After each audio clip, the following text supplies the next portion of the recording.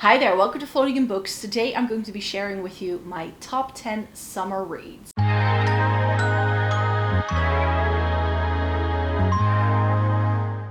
Welcome to everybody watching today. Thank you so very much for joining me.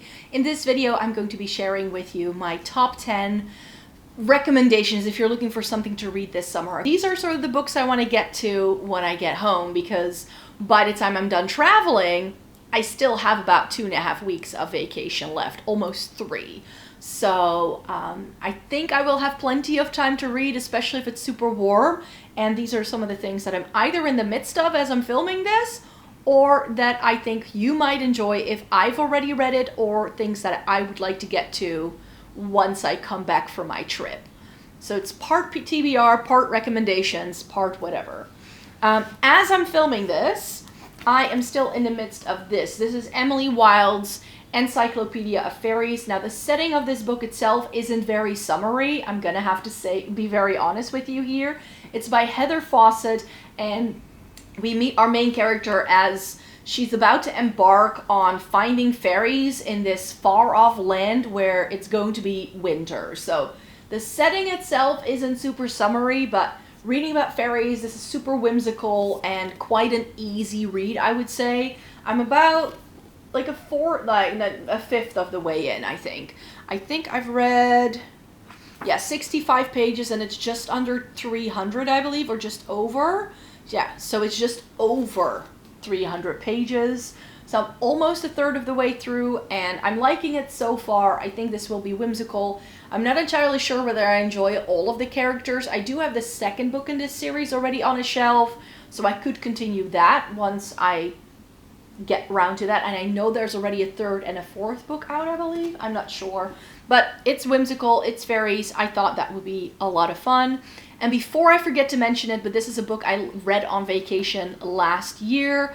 I think, wait, hold on, was it? Yeah, so a book I read myself on vacation last year was Beach Read by Emily Henry. If you're looking for a romance novel that is easy to read, that you're going to enjoy, that is going to be, I don't know, just a fun romp all in all. Like, for a romance story, like, I'm not a huge fan of romance. I'm not a huge fan of romance novels myself, so I only read them very sparingly, because if I read too much of that, I start seeing through the plots way too easily, and I don't enjoy that.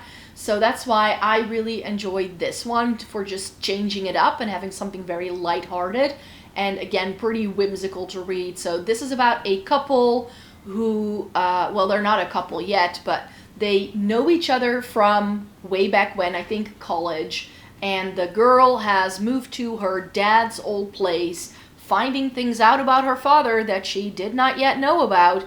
He's passed away, he's left her this house, and when she goes there on a sort of writing retreat, because she has mental block after her dad has passed away and she has tons of issues, she actually finds out that in the house next door is her college arch nemesis. And they of course meet, and they of course fall in love, because what else is there to a romance novel, you could tell. But I thought that the way it happened and the way it all came about, it was actually quite fun. I really liked the two aunties who are just trying to set them up the entire time. I thought that was really funny.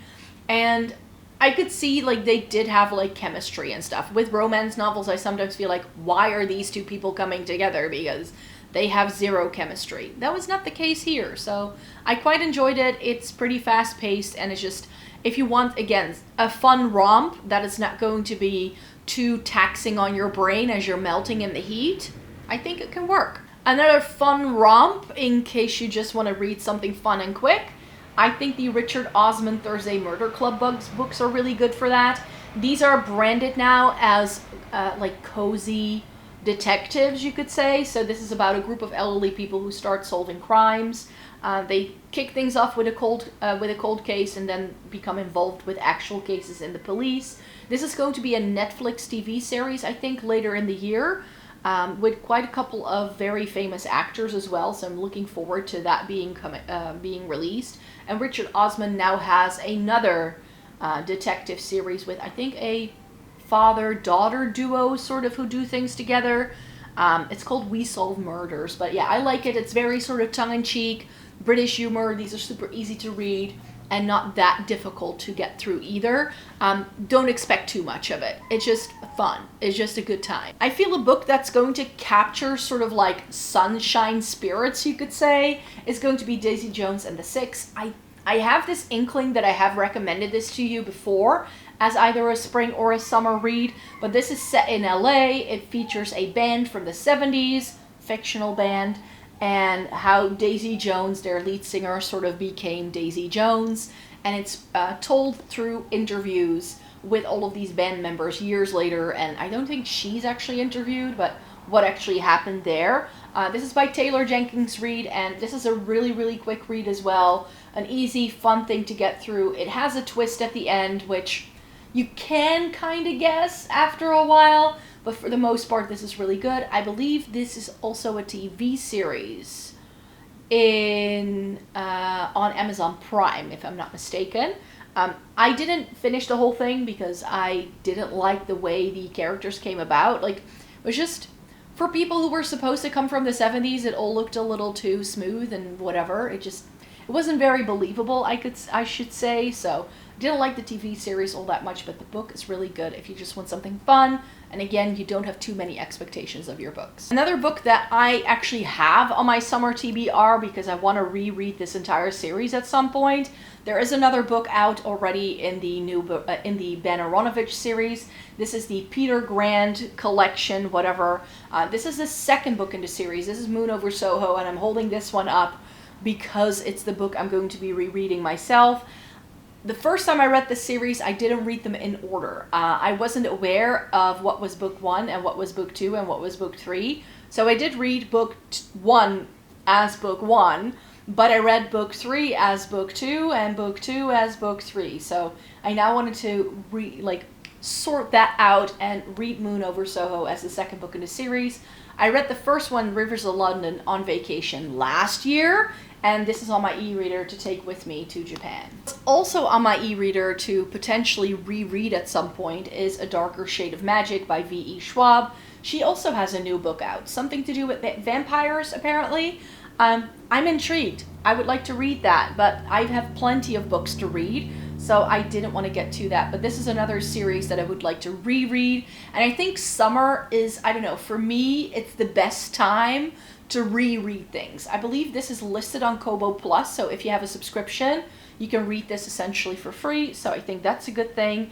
And A Darker Shade of Magic is just, it's one of my favorite fantasy series of all time, so there's that. And because it's a reread, I already know what's going to happen, so for me, that's perfect. So this is sort of like a stand-in for just rereading books, if that's what you're looking for, not this book in particular. Again, I don't think it's very summer-esque, but I like to reread books over the summer. And then I thought, you know what? This could be a nice book for the summer as well. It's not too long. It's pretty whimsical. And this is Piranesi by Susanna Clarke. This ended up being a very different book from what I had expected when I looked at the cover and stuff.